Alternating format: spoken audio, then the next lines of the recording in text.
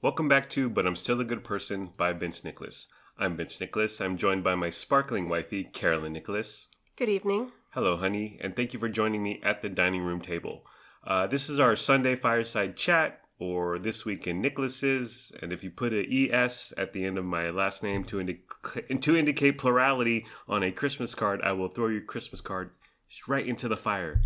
Like that's how we throw our champagne glasses right into the fire, because we're rich and fancy. I had this week off from work, and sorry, Mom, I didn't come visit you, but I found out late Friday, and at that point I just wanted to relax and hang out with my family, which I did. And so you're working from home, honey. You've been working home for a year. About 14, almost 15 months. Over a year. And so the kids were in distance learning, but now they're in sort of a hybrid. In 4 days a week, they're in person, a.k.a. school, a.k.a. how it's supposed to be. And then they do some distance learning. Wednesday's a distance learning day. Yes.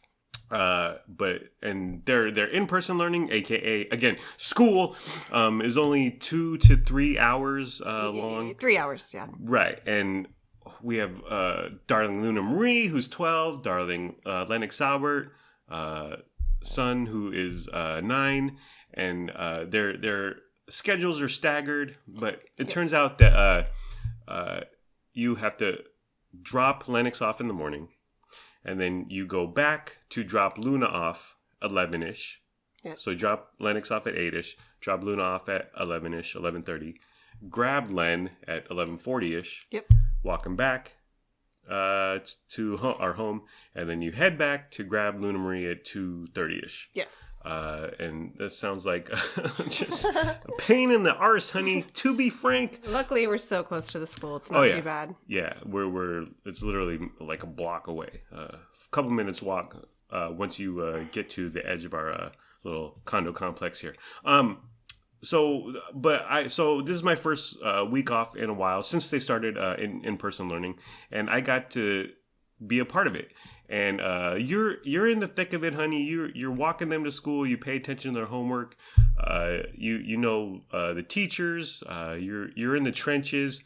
I'm not. This is my first week, and I just thought being part of the process. Well, it was cool and gratifying and different and just something fun. It was a lot of fun to have you join us. And then I got to show you, this is where we do this and this is how it is. And you got to see how it all goes down. Yeah, I got to take it in, observe, and the dropping Lennox off and the dropping of Luna off and then the picking up of Lennox. First of all, they're on opposite sides of the school. Yes. We don't know if this is a COVID thing. It is. It is a COVID thing. Yes. So you have to, and it's not a small school. It's quite the jaunt from one end where you drop darling daughter off, and then you gotta hike it over to the other side of the school where you pick up darling son. And so you were picking up your Jim Boy's tacos sauce. Oh, right. This was Wednesday or Thursday? Thursday, because Wednesday they're no, it was Friday. It was Friday. Okay, it was Friday. Friday. And so I got to do this dropping off of darling daughter and picking up of Lennox Albert. All by yourself, All by myself. honey. And I practiced all week because I went with you every time, and you were like, this is how it is. And so the whole thing fascinated me. Okay, so how it works is about 11:10, we take off from here. With darling daughter. Lennox is already there. You drop him off via car at 8:15-ish. Yeah. And then you walk back over. The midday process where I'm dropping off one and picking up the other, I walk. Yeah. Just to get some exercise, to get the kids some exercise. And I would think it's just a lot more difficult. Like, you got to drive over here to park. Well, okay, my first observation is that there's too many people sitting in their cars. Oh. The queue of cars waiting to pick up their kids it's about 2 miles long. Yeah.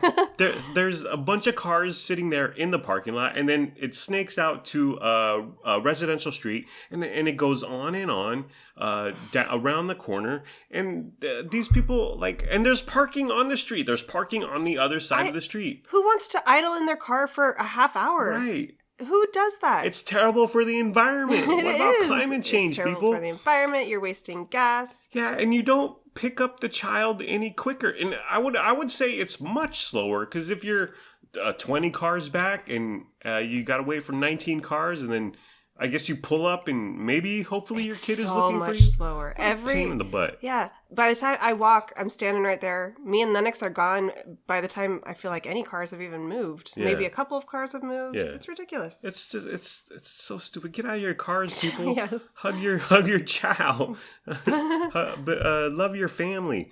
Get out of your car. Maybe go for a walk.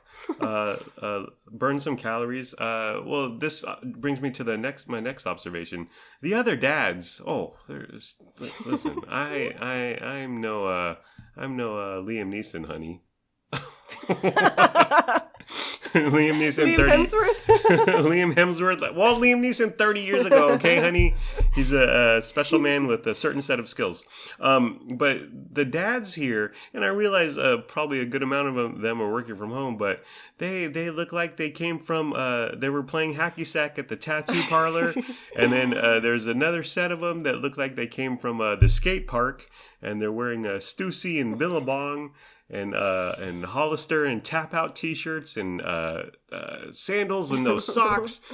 They're not even trying, and a little less at the donut shop at City Donut, our West Sacramento beloved donut institution, and a little more time at the Planet Fitness, which is down the street. Mm-hmm. But yeah, the dads, a lot of them were a mess, and I realize we're working from home, but put in some effort.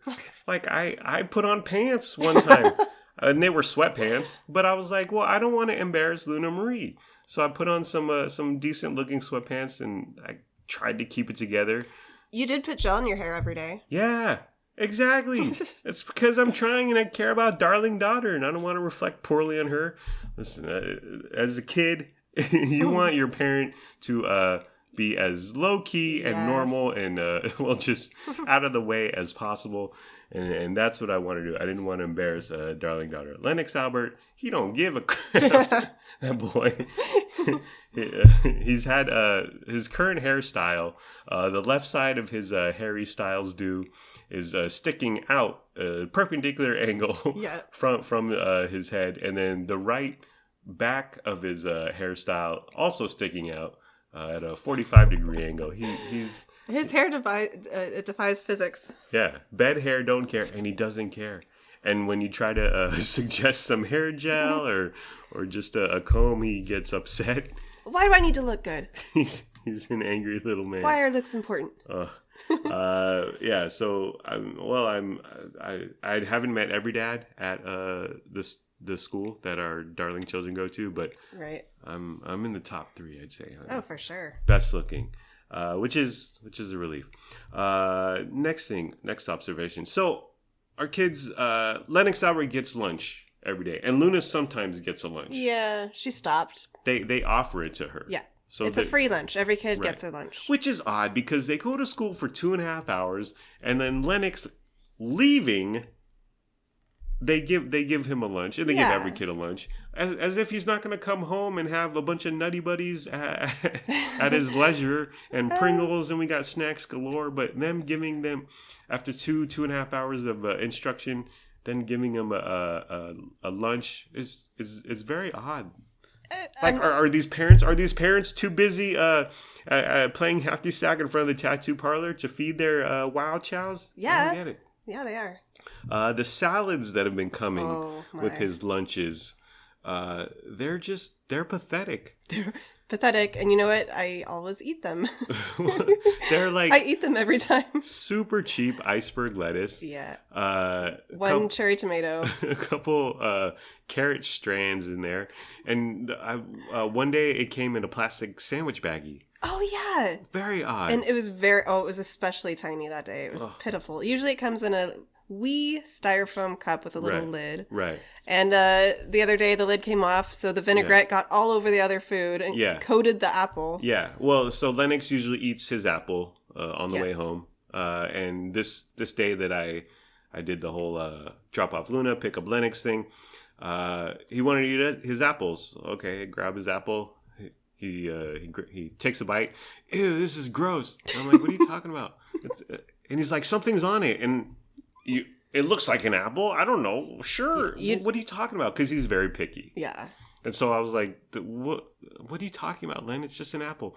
So I was like, well, if you're not going to eat it, and he had a couple of teeth marks in there. He didn't actually take a bite. I'm going to eat it. So I dig in, I grab a nice large bite of his apple, and I was like, this is salty.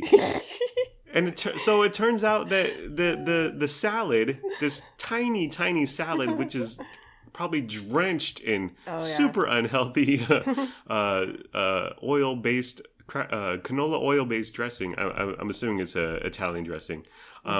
It spilled out from this tiny styrofoam container onto the other food. So here I am eating this apple with Italian dressing, low-quality Italian dressing on it. And do they not care? Have they not worked at the Applebee's where you pack up the to-go?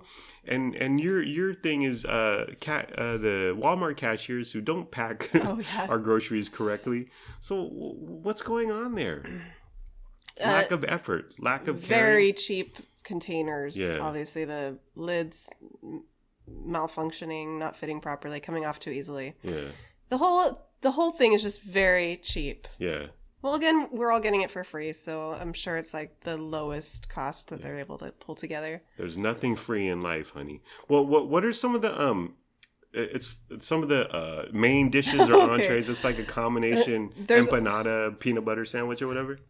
There's only like 2 that Lennox will actually eat. So some days all he eats are the carrots and the apple. Okay. And then the main entree, he's like, "That's for you, Mom." And some days I'll eat it for my lunch, and then other days I don't.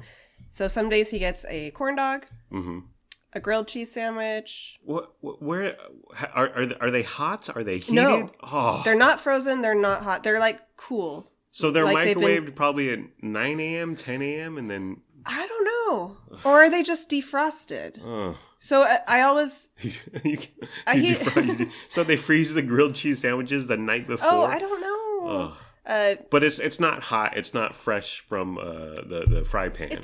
No. Yeah. It's all like wrapped and prepackaged. Like, there's a chicken sandwich that he gets sometimes. What's the one that's like part empanada, part chimichanga, whatever? It says empanada. No, it says chiminada. Okay. Or something. It's like a hybrid taco nada one day. Right. How are they? Gross. I tasted the taco nada. Yeah. It was bad. Yeah. And then nobody ate the chimney nada. Yeah. Today he got a tamale. Really? Was it like the kind that you buy from the lovely Hispanic lady in the parking lot at the Nugget Market? It looks homemade and home wrapped. Okay. So that's a mystery. Did you try it? No, it's in our fridge. Okay. I might eat it for lunch tomorrow. Okay. Yeah. Well, these odd food, what do they call them? Combinations, collaborations, explosions, Italian dressing all over the fruit, and if you look at the salad, you don't want to live anymore. You're just like, it's a sad little salad. I think I feel bad wasting it though. For some things I'm like I'm not eating that, but I usually do eat his little salad. I would put that salad is the same thing as the fruit bowl at a breakfast diner. Yep. It's sad. It's pathetic. It's borderline childhood neglect. Can someone call Child Protective Services on the school? These lunches are just lame. And one day we did get every day he gets a little carton of milk, but one day no milk, but instead it was a little juice box. Mm-hmm. And it had expired 3 months prior. Oh, wow. So now every day he's like, "Is that expired? Check the date." He's so worried about everything. Oh my goodness. Well, I blame Gavin Newsom and COVID. So let's move on to the drop off Luna and pick up Lennox, which happens. We leave here at 11:10. Drop off Luna 11:20ish. Her school starts at 11:30. 35. 35, and then Lennox Albert gets out at 11:40. So 11:40. Okay. Yep. And then when you got to hike it all the way to the other side of school. So walking Luna to school. Now, we walk together. And we're a happy family. Dee, dee, dee. So cute. Sesame Street. Won't you get how to get to Sesame? It's just like that. We all hold hands and we're headed to a picnic.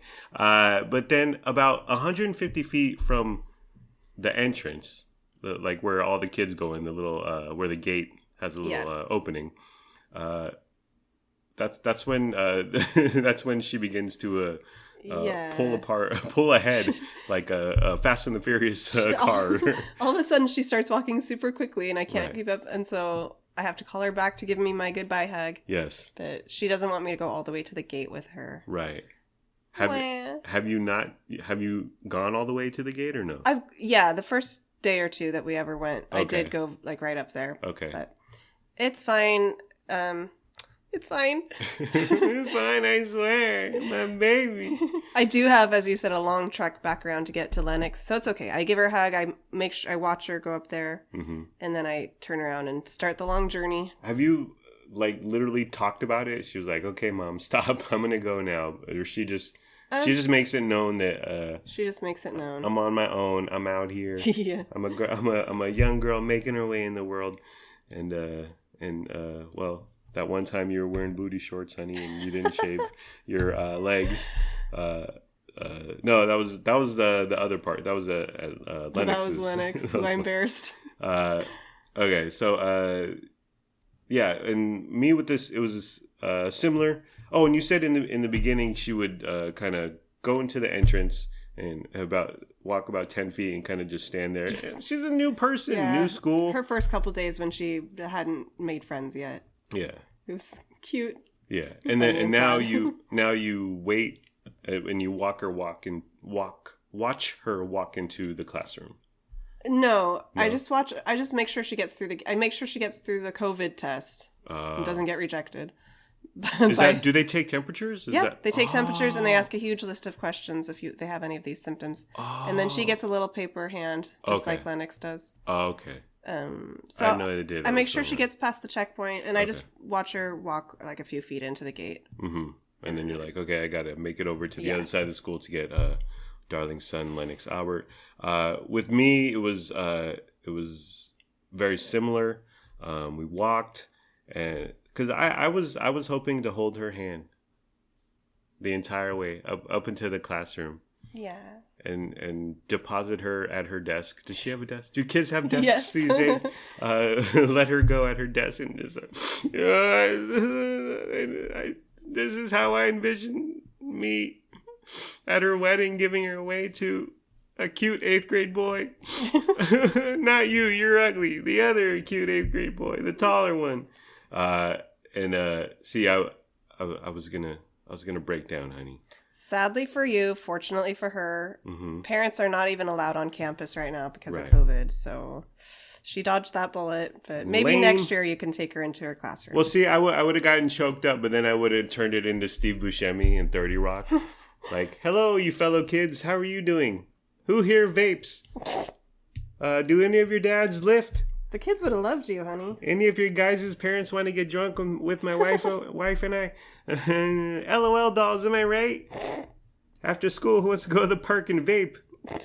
Okay, I already said that one.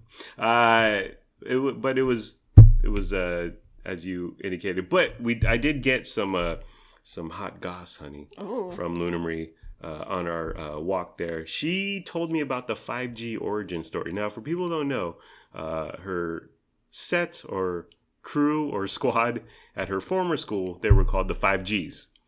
And she told me how it all came to be and canon and the backstory and the origin story and what isn't real, and she put to rest all the rumors.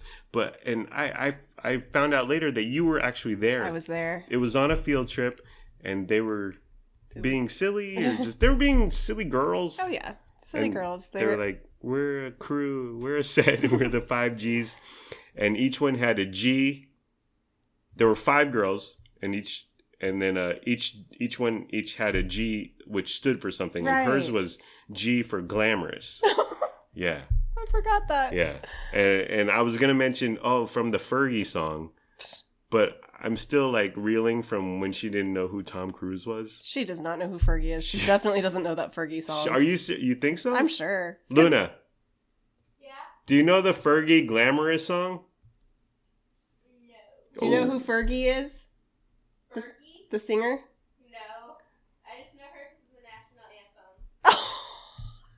anthem. Have you ever watched Kids Incorporated?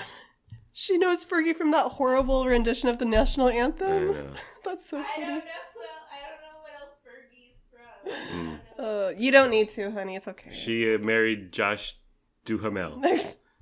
And they had a son named Jax. Jax? Something like that, yeah. So our walk there, I found out that, and it was a little windy, and she was like, "Oh, maybe I should have brought a jacket." And I was wearing a hoodie, but I was wearing a wife beater underneath. But I said, "You know what, Luna? If you want my hoodie, I will walk around in my wife beater on the streets of the mean streets of West Sacramento for you, darling daughter." She didn't need my hoodie. And then the other thing that happened was you gave her a mask. Yes. And it turns out it was too big of a mask. Yes. So I had to give her the mask that I was wearing. And so that was your parenting fail of the week, honey. Big fail. It's just let's try not to let it happen again, darling. I'm trying. So I gave her my Dollar Tree mask, and I said, "You're good enough for $1, baby girl."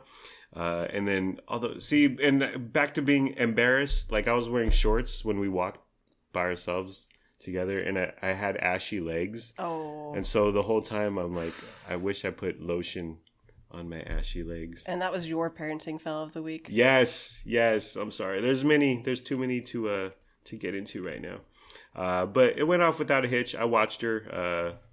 I didn't know all the testing was going on, but she walked in, and then I go out to get the Lennox, as we love to call him.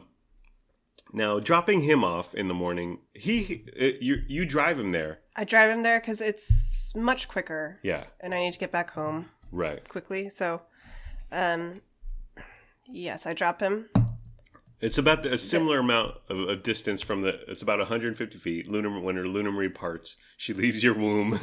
Lennox, very similar. He hops out of the car. Yeah, I don't actually go up into the parking lot of the school. I just pull over on I just pull over on the street. Yeah. And he walks like about 100 feet, and then he's there in the parking lot. Yeah. And you said, because I remember at his old school, like he would run.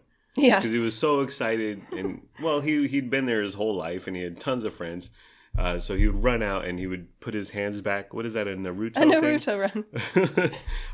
But you said sometimes he runs here, but sometimes he walks. Yeah, or I'll see him. He'll run for like 20 feet and then he stops. I don't know if he gets tired or I don't know what. So breaking news is that his class is having a popcorn and pudding party for the end of the year, which is happening in 2 weeks. Uh-huh.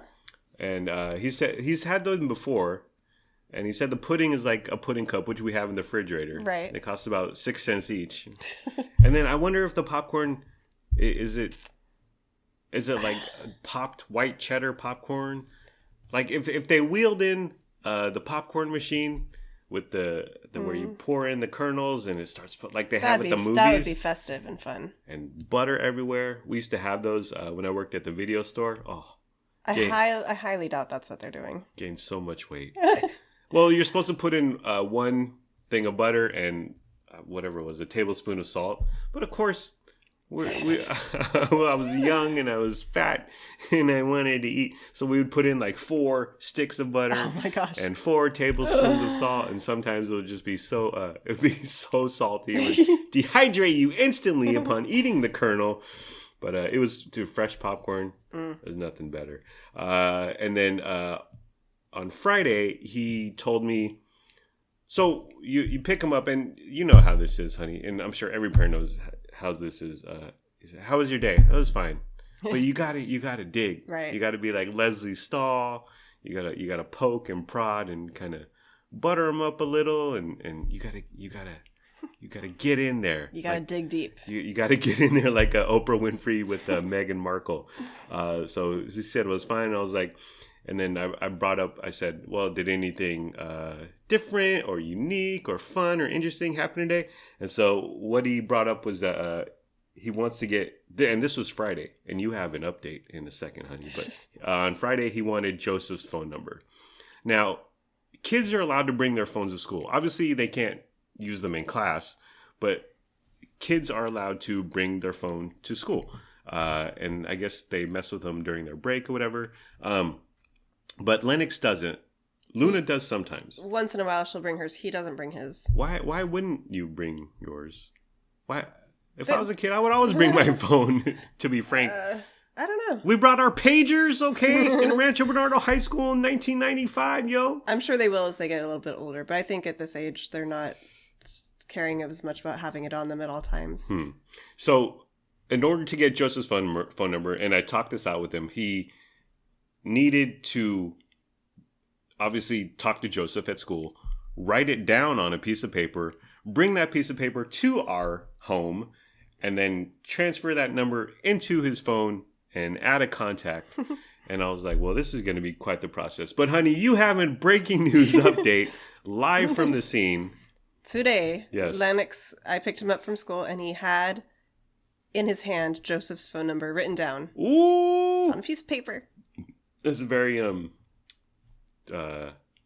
analogous. Non-digital. Analog is what I'm trying to say. Okay. Analog, yeah. So writing it down on a piece of paper, and it was on the little hand. It was on the little paper hand that they get in the morning when they pass the COVID screening to get onto the campus. That they throw away 3 seconds later. So he wrote down Joseph's number. He came home, put in Joseph's number into his telephone, and then he texted Joseph, and he said, "Hi, is this Joseph?" Oh, this is good stuff. And then we got a response. Yes. Is this Lennox? And then that was the beginning. That was the beginning. I would have started with "you up," but that's just me. But we found out it's his mom's phone. Oh yeah. Which worst mom ever, worst parents ever. So if anyone's concerned, Lennox has Joseph's phone number. Okay. The second thing I want to bring up, and this is the featured item on our rundown today, honey. So the kids say the Pledge of Allegiance in class. Yeah. I said it. You said it. Mm-hmm. Yeah. They still say it. So, and we'll call this gentleman in question Billy.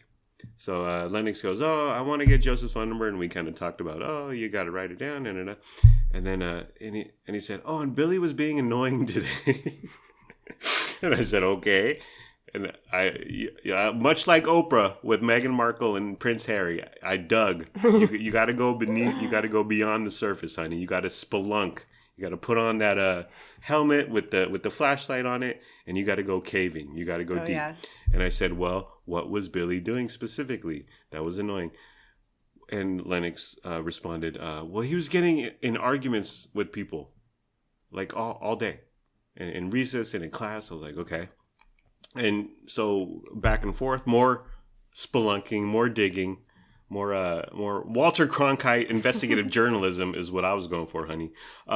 So he says he didn't say the pledge that day. Lennox did not. Lennox did not say the pledge that day.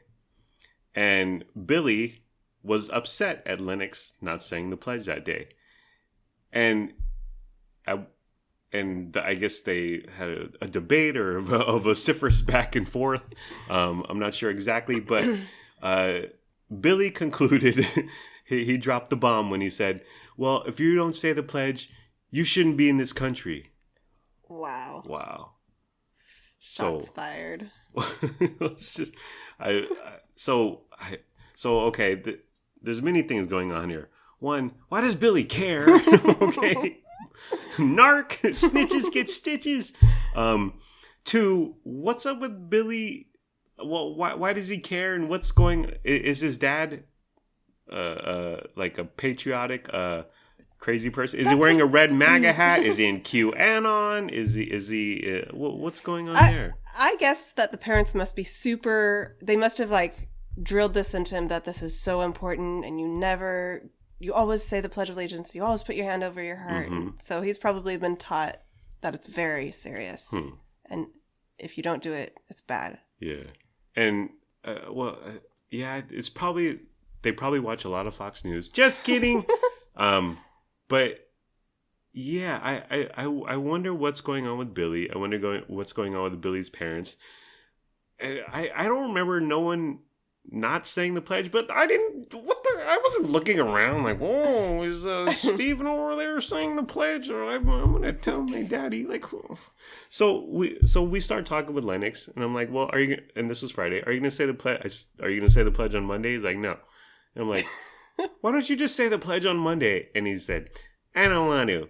And I said, Lennox, I don't want to go to work on Monday, but I'm going to. He said, I don't want to, and I don't have to. Right. And so we kind of go back and forth. And what's your opinion, honey? Should Lennox say the pledge? I don't care. I don't think it's a big deal. I don't think it's a big deal, but I think he should say it. But then I'm like, well, why? Well, to the bigger issue, why do we say it? And what are we pledging to? And the flag. A flag, more an idea, but in the day-to-day, in the reality, the government doesn't mean a lot, or I guess, and how does its role in our life? And these are too many issues for a third grader to be dealing with. He's third grade, right? Yep. Okay. So after a couple minutes, I was like, you know what? You don't have to say the pledge. Whatever. It's to me, it's not worth fighting or worrying about. Yeah. You know, you kind of pick your battles when it comes to parenting and your children, and is this worth trying to change or fight, or should I just let it go? And I don't care. Yeah. He's very like stubborn, and he's very opinionated. Very opinionated, does what he wants. And if he thinks things through, and he always questions the reason behind why do we have to do this? Why do we have to do that? Why? He's very curious. That's his favorite word, is why. If he doesn't want to do it, if he doesn't want to do anything, he won't do it unless forced. Mm-hmm. So I just figure it's not a big deal. He said he does stand up and put his hand over his heart. Okay. He just doesn't feel like talking or saying the words. And okay, fine. Okay. So in the future, he's going to be an Antifa. Is that what you're saying, honey? So basically, darling son Lennox Albert is a Democrat. Is what you're saying? Liberal? No, he self-identified today as an anarchist. Oh, well, that's a whole other issue. Yeah. Tell that to Billy. See what Billy has to say about that. But, yeah. But I think he should say it. I don't know why. I don't know why we say it. I don't know why we sing the national anthem. And I'm not going to go all Colin Kaepernick. But I'm not going to, and I don't want to say it's dumb, but it's just like, what's the point? I mean, I love this country and blah, blah, blah. And it's given us all these riches and spoils. And we really do have a nice life. And it's a land of opportunity, freedom, and blah, blah, blah, blah. But yeah, I think saying the pledge every day is odd. How about say it once, what about once a week? Sure. Once a month? That's a good idea. Once a year? How about just pass out a card, like, do you believe in the United States? And you just check yes. And for those, Lennox would probably check no, to be honest. But yeah, it was quite the thing. And then, so that was Friday, and then today he didn't say it. Yeah. And once again, Billy said, you haven't said it like 40 times. Right. And then I said, I didn't say it twice. Friday and Monday. And so, well, Billy needs to go, because Joseph's in town. Uh-huh. We got a new bro in town. Billy, bye. Boy, bye. To the left, Billy. Joseph is on his mom's phone, and they're probably texting wacky emojis all on their telephones all night. And well, we take Lennox's phone and switch away at night. We repossess it. We confiscate it. Yep, because he has not been trustworthy in the past. He'll stay up all night playing games and stuff, so we got to take it away. Yeah. So, I hope he goes back to saying the pledge. He probably will. What if he mouths it? What if he lip syncs it? Like lip sync battle with on NBC with Jimmy Fallon and The Rock. We'll suggest that to him. I don't. You know what? Okay. say it, don't say it. But why risk the ire of Billy? And if Billy told a teacher, and then the school got involved, and then KCRA is reporting on this Al Qaeda in training Lennox Albert, embedded ISIS member Lennox, then I don't want to turn into a whole thing. No, I don't think Billy will tell his right wing dad, and his dad will go to some Breitbart or who's the guy who talks really fast? Ben Shapiro. He'll go to Ben Shapiro. Oh gosh, it'll be a whole deal. So I just think, just say it, dude. Just conform, Len. Right, but that boy will not conform. Yeah, he's whatever the opposite. That's how he lives his life. Yeah, he's a rebel. He marches to the beat of his own drum. He's a loner, Dottie, a rebel.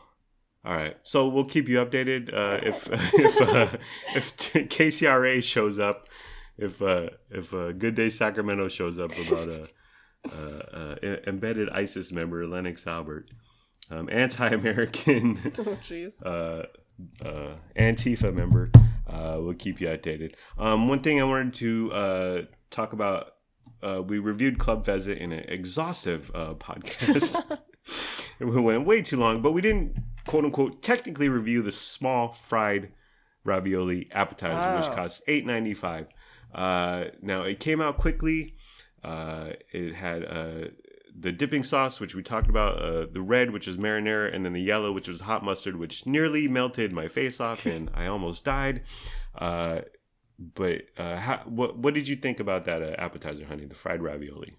It was bad. It was bad. It was not good, and I took a half a bite because with ravioli you want to see what's going on the inside. Yes, and it was a strange, combination going on. It tasted strange. I assumed it was going to be cheese for whatever reason, but so it then we're chewing it and we're like, this is kind of meaty. Yeah. So we looked at it and it was like a brown paste. Yeah, it reminds me of like my mom when she makes egg rolls. She kind of mixes all the stuffing, and it's got meat in there, some veggies.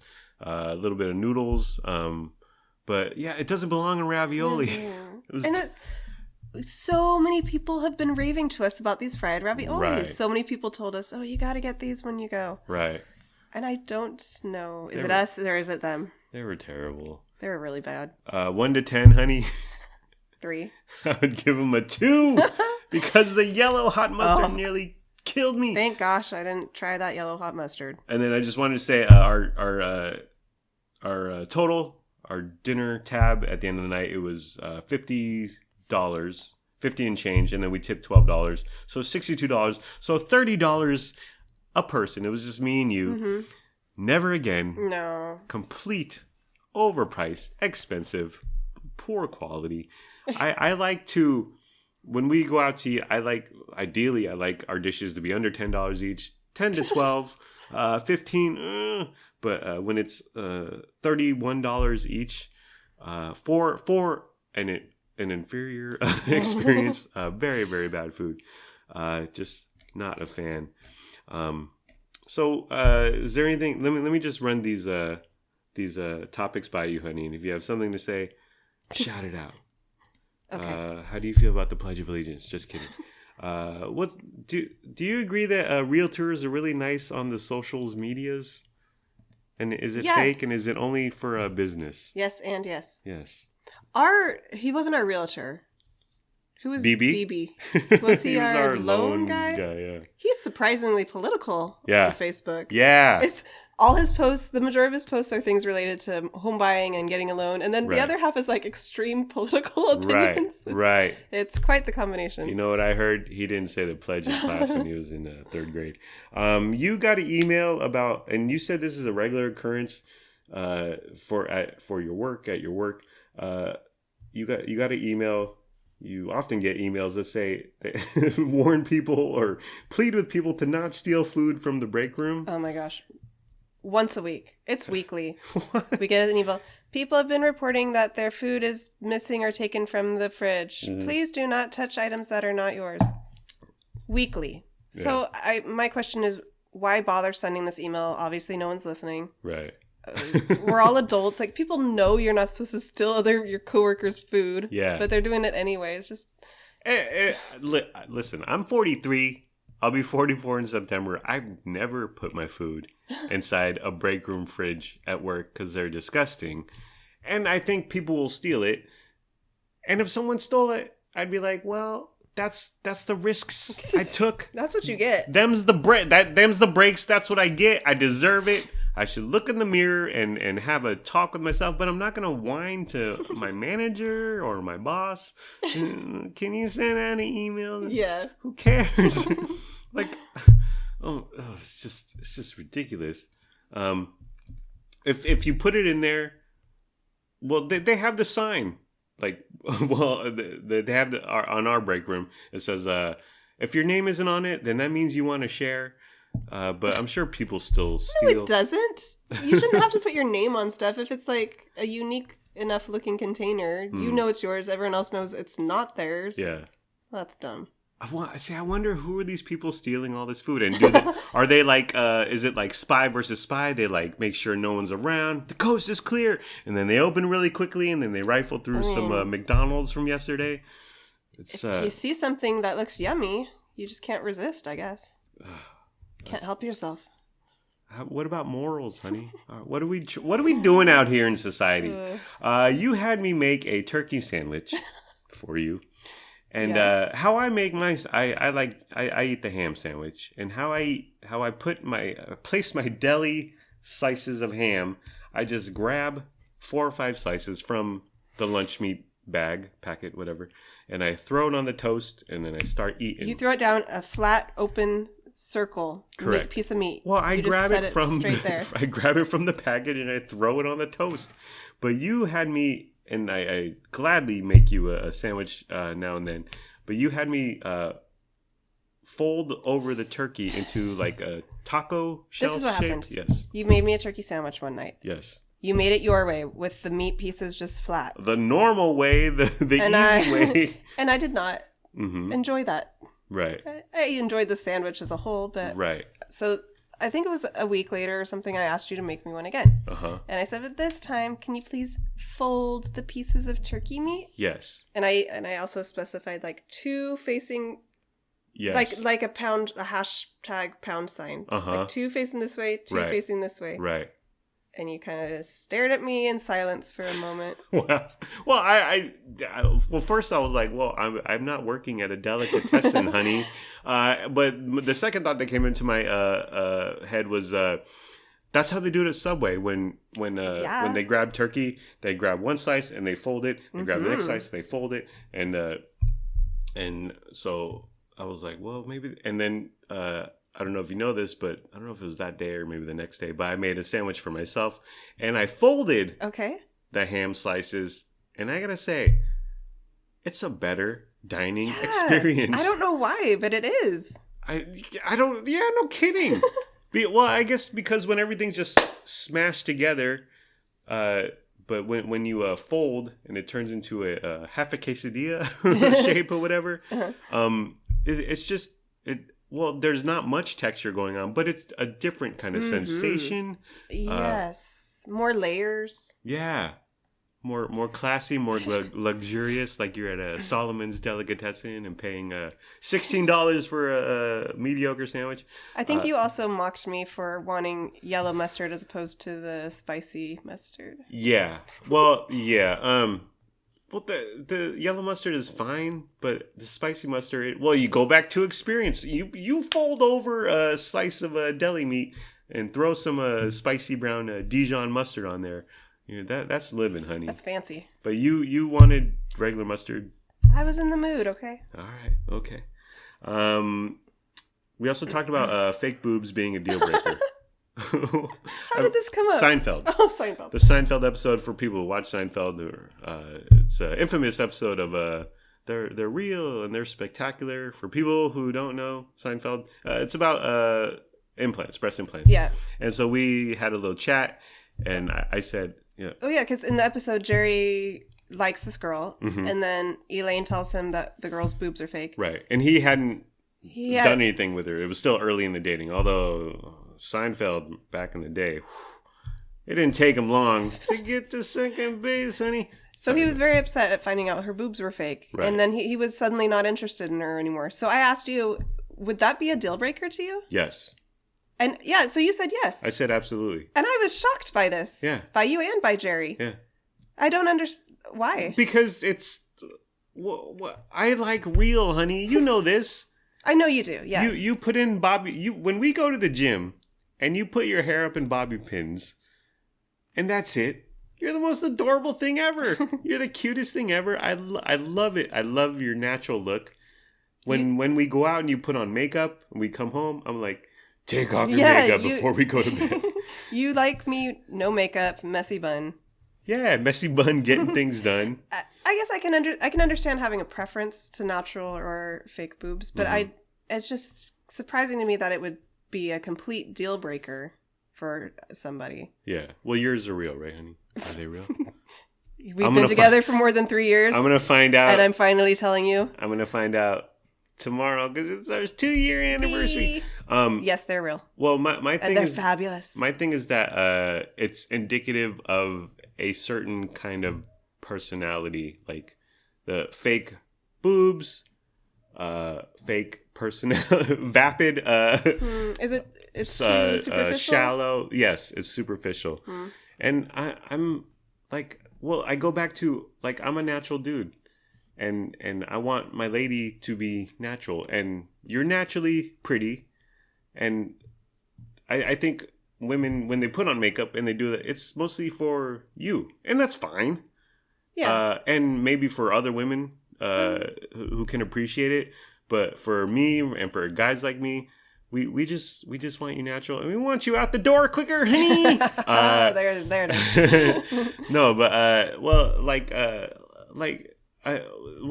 you talk about, okay, so you got boobs, and if I married a woman with fake boobs, and then in 10 years she's that's her inclination is to go to surgery.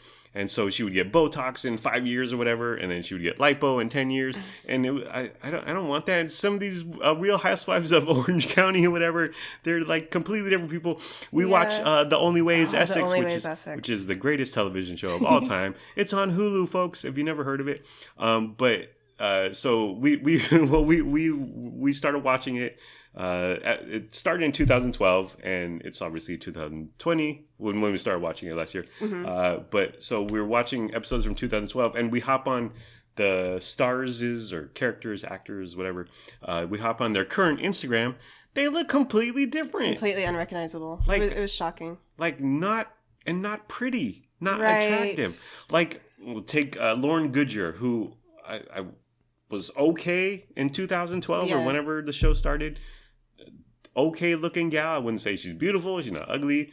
But her current status, and she's on OnlyFans, by the way, her current look is just completely a 180 and just fake and plastic and nasty and not attractive at all, not beautiful. And what? So it starts with boobs. Boobs are the gateway, honey. The gateway drug. I think people can get some work done that's like subtle and it's kind of natural looking. But I think you're right that when somebody gets 1 or 2 procedures done, they're way more likely to continue to get work done throughout the years. Yeah. And so it could get out of hand if you're not careful, I guess. Yeah. And once every few weeks you ask me, can I get Botox? What do you want to get? Like now or No, soon, not now. Like maybe in the future I want Botox. And I say no. Yeah. Do not do it. Another first for me, honey.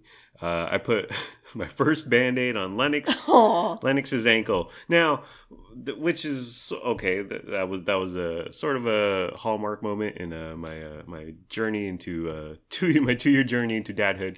But the bigger story is that he didn't know how he got this injury on his ankle, and I was like, well, and because he plays Minecraft, he gets into it. Well, yeah. He thrusts around and he yells and he bangs on things. He's constantly jumping around. He says he's doing parkour in the house constantly. Yeah. Doing flips, doing cartwheels. Yeah. And so... Well, I walked into the kitchen and you had him sitting up on the counter and you were putting the Band-Aid on. Oh. Yeah. I just about melted. It was so adorable. Why don't you take a picture for the gram, honey? We got to put our public life out there. Well, so I grabbed, what did I buy you? Neosporin. I grabbed a little Neosporin, and I put it on his little boo-boo. It was behind his ankle. Like on the back of his leg? Yeah. Okay. Like in the ankle territory. Achilles tendon? Yes, his Achilles heel. And I put a blanket pillow, Band-Aid on there. And I was like, "Hey, just watch out! Like, try not to hurt your leg again." Because he kept claiming, "I don't know how I got it. I don't know how I got it." I was like, "Well, I realize that, but maybe be more present and in the moment, and don't thrust around so wildly over the latest Fortnite skin with Travis Scott or whatever, and just be more aware and try not to hurt yourself, darling son Lennox Albert." Another thing is that I don't know what was going on, but I came home and you had a plate on the ottoman. Oh dear. So I came home. You didn't expect me home, and there was a plate. And you had already eaten, so it was empty, but there was a plate of food. So you were eating on our couch. Yeah. Which is strictly forbidden, honey. Yeah. And what do you have to say about that? Why would you do that?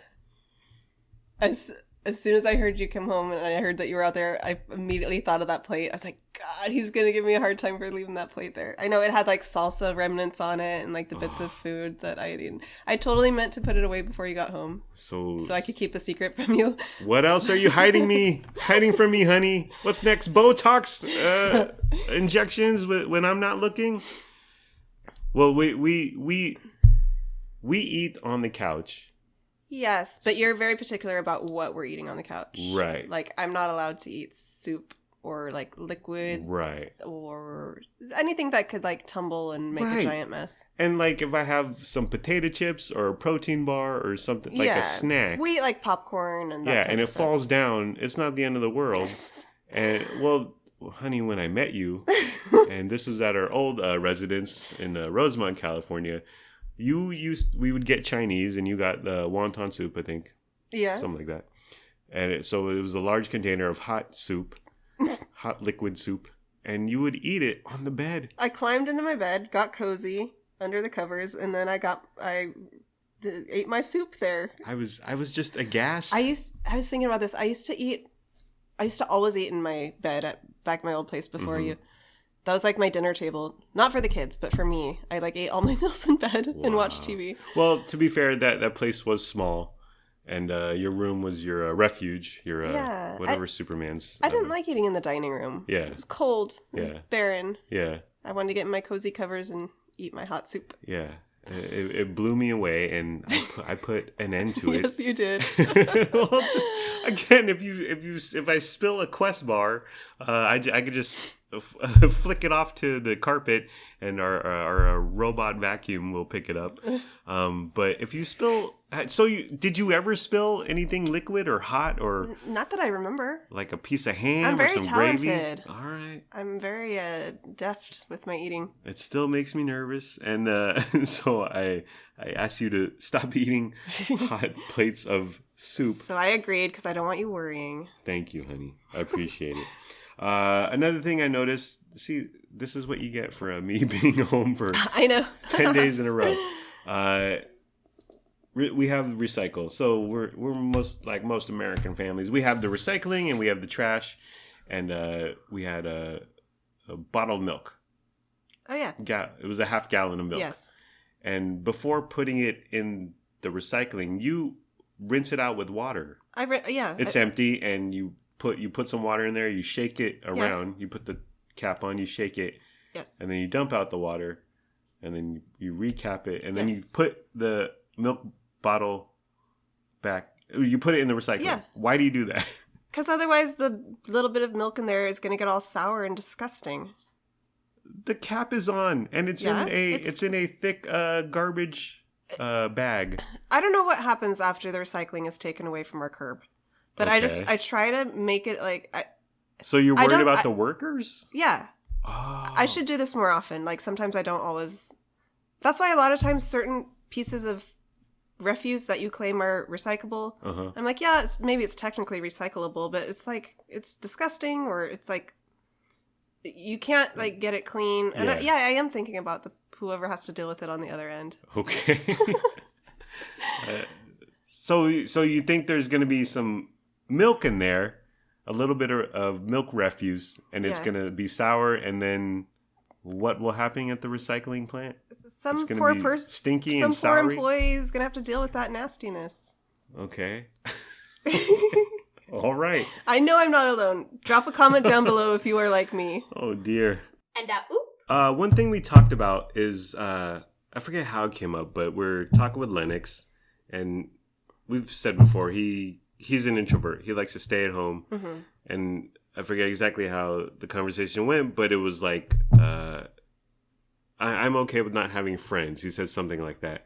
And I said,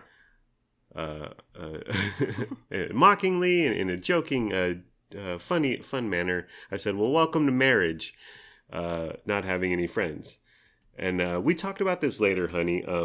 And making friends in adulthood it's hard, and at this point, it's not worth it to me. Like, I have friends, but because of geographically speaking, they're very far. Yes. And at this point in my life, I have you, I have our darling children, I have Pauli at my job, and Joe Kuntz, and I don't see a time for friends, and I don't have a desire for friends. Yeah. Would you agree with that? I do agree with that. It's really hard to make friends as an adult because you're not like doing activities together, mutual interests that you are seeing these people on a regular basis. Like, you're not going to soccer practice every week. Right. You're not going, we don't go to church. We're not going to church like all the time, and church activities and seeing people. Yeah. So if you're not going to be like having a lot of bonding time and like creating a good bond like that, then it's not appealing to me to really like have a bunch of surface level acquaintances. Right. So I'd rather just not really put a ton of effort into finding new friends, because I realize it's I don't know how I would get it to be on like more of a deeper level. Right. My thing is that like I will never have friends like the friends I had growing up. Right. In middle school, high school, and college. And like hanging out every single day at school, after school, hanging out.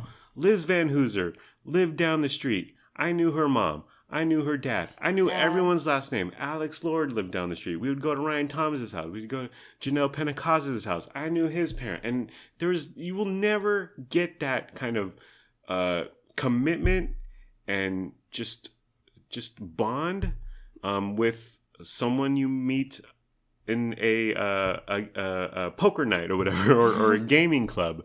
And so I've had like friends here and there in adulthood, and it was like 10% of what like Chuck Johnson means to me, and Arnold Gonzalez and Mike Rasmussen, and I barely talk to any of them now, but I love them to death, and I think about them quite often, and they just mean so much to me. And so to make a friend via we talked about like going on groups like single dad 30s. What was my group? I'm not a single dad. Married dad, whatever I am.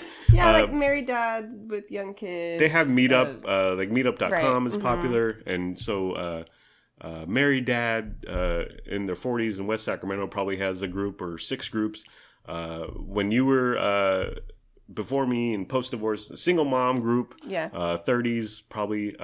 And I've had friends, but it was just there was not the commitment there, and it was just like, well, what are we doing here? And now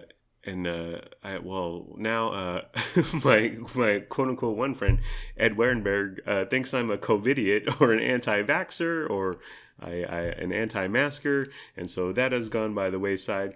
And and then my other friend, quote unquote adulthood friend, Steven Olson. Well, he moved to Georgia and he got married and he had a baby. And good guy, just a great guy, but there just wasn't the chains or the thing that tied you together, like growing up, that I had back in the day. And so I don't see that ever becoming a thing, and I'm perfectly fine with that.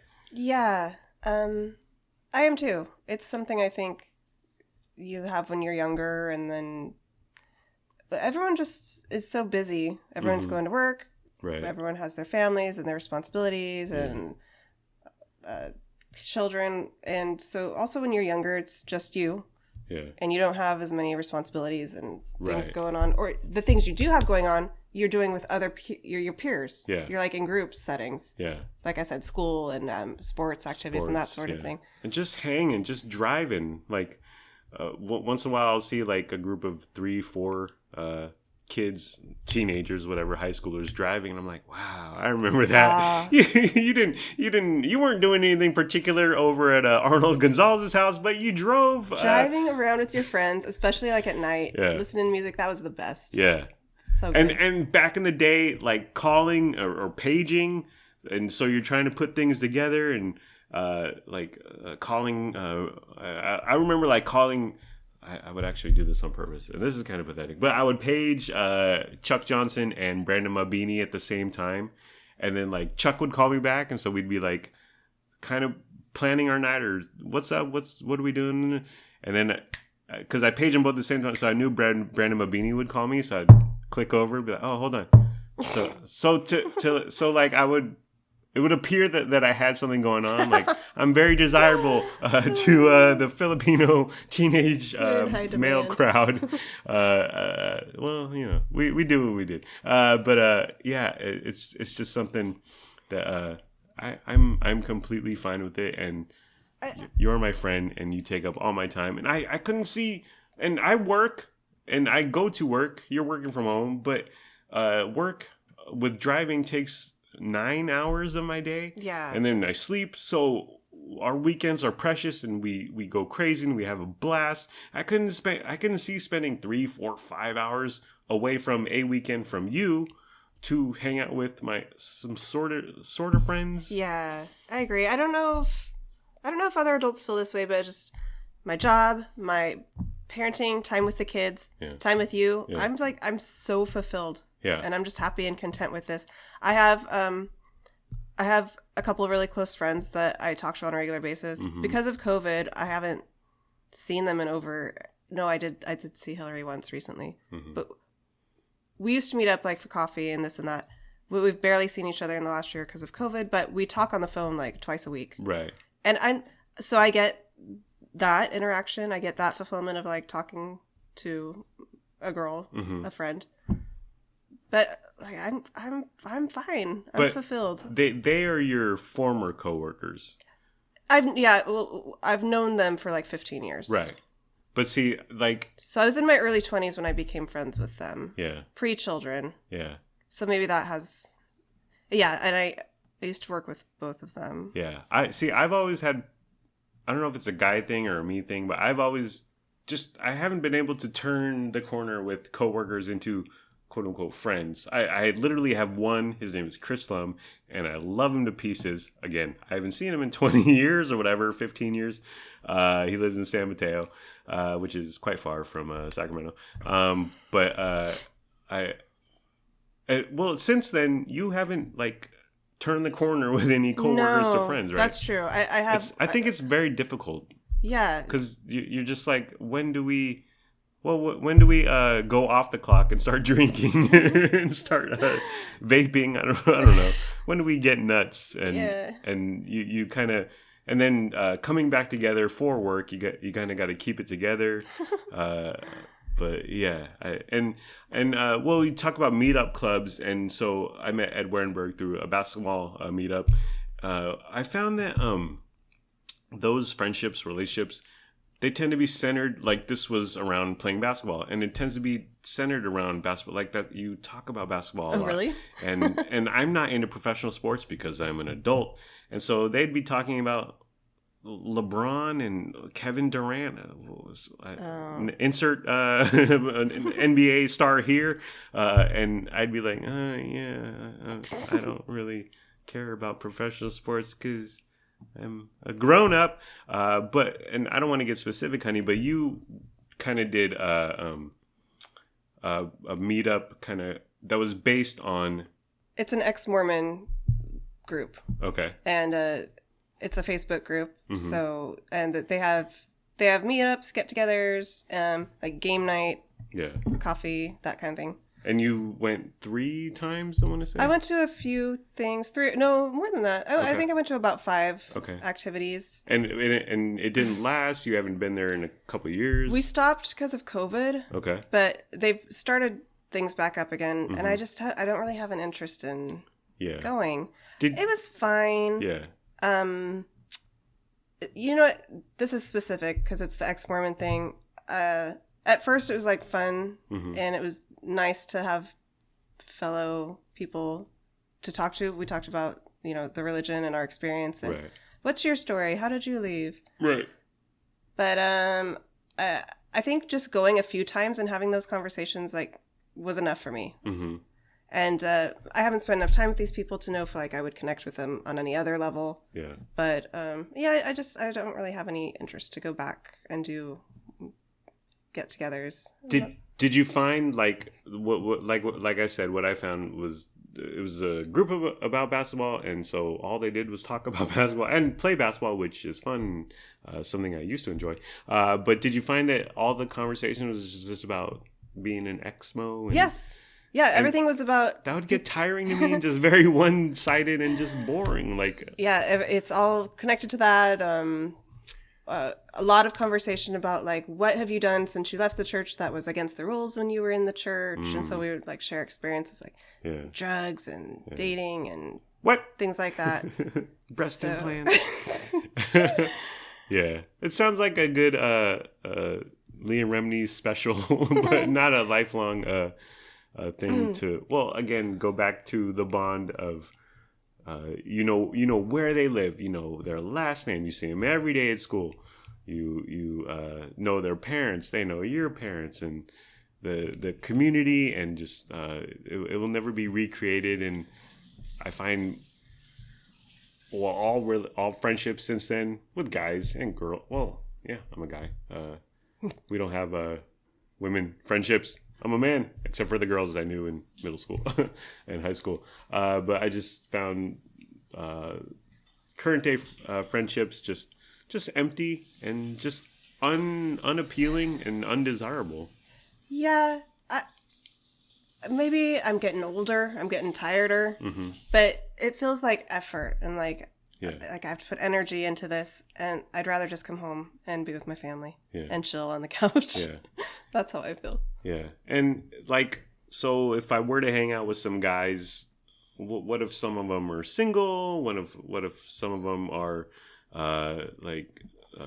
married 3 times, or I remember going out when I was a young man with my boys, and we were all single.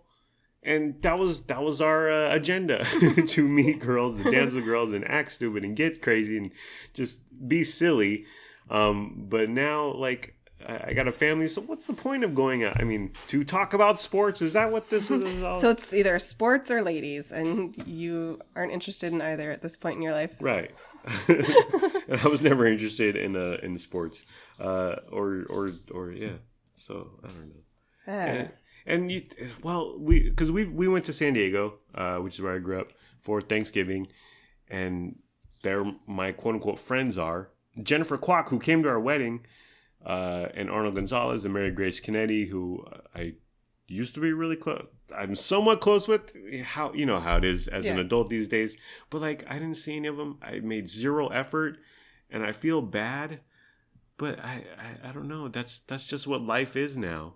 Yeah. And I have fond place in my heart for all of them. And what we have will never be tarnished and will never be forgotten. And I want nothing but the best for them. But just making time for them, even when I go down there, when we go down there, just doesn't happen. Yeah. And it's been so much time apart that you kind of lose the connectedness. You lose the banter, right? The brotherhood or whatever, the camaraderie that you once had. So it'll never be the same. Basically, what I'm saying is that it'll never be the same. And then we die. I would like to read to you the Fireside Chats Wikipedia, honey. I think this is good. Fireside Chats were a series of evening radio addresses given by Franklin D. Roosevelt, the 32nd President of the United States, between 1933 and 1944. Roosevelt spoke with familiarity to millions of Americans about recovery from the Great Depression, the 1936 recession, New Deal initiatives, and of course, World War II. I think that's cool. Like, you go on, and I realize this isn't breaking new ground here. Joe Biden can put out a video on Twitter or the White House website and say what he wants. But I think giving updates in the middle of World War II, like, we just got a little more to go, and we'll beat those Axis allies, those Germans. And they actually have, I was Googling around, they actually have the Fireside Chats themselves. Oh, wow. Yeah, on the internet. On radio, he was able to quell rumors, fake news, counter conservative dominated newspapers. Once again, the media, the mainstream media, politicians, always been in battle, and explain his policies directly to the American people. His tone and demeanor communicated self-assurance during times of despair and uncertainty. Roosevelt was regarded as an effective communicator on radio, and the Fireside Chats kept him in high public regard throughout his presidency. Their introduction was later described as a revolutionary experiment with a nascent media platform. Wow. I think that's interesting. That is so cool. You know what? He had a podcast. He was the first podcaster. And I really like the name Fireside Chat. That just sounds like cozy and intimate. Cozy, and comforting. Yeah. I bet he had a Casper Mattress promo code. I think that's super cool. And I know Barack Hussein Obama, former president, he did, and they might still do it, but they put out like a radio address, but it's like a minute long, and it's cheerleading. There's nothing to it. It's vapid is what it is. And it's very scripted and rehearsed. Yeah. But I think like put in a microphone. I wonder if he was really by the Fireside Chat. Maybe for the first one. Then it was like, okay, we're gonna ditch this stuff. I think that's super cool, and just being chatty and folksy and down home. Yeah, I like that. And and don't turn it into a podcast. Put it. It's live on the radio, and if you miss it, you miss it. Not everything has to live forever on the stupid internet. Okay, am I right, Franklin Delano? Anyways, alrighty. That's the end of the program. It's been fun, but not really. Let's all try a little harder next time. Like, comment, subscribe, follow, or don't. Do whatever you want. You're a grown-up. Make your own decisions. Do what's best for your family. Please be sure to use our promo code for Mint Mobile. We don't have a promo code for Mint Mobile. And at this point, are we all tired of Ryan Reynolds' act? Goodbye. I love you. We love you. We hope you have a good day today and tomorrow. And sure, I may have called out other loser dads who are still living in the heyday or wearing tap-out shirts, flip-flops, and cargo shorts. But I'm still a good person, and we're still good people. Thank you for listening. Thank you for your time. I hope you have a wonderful day/night. Bye-bye.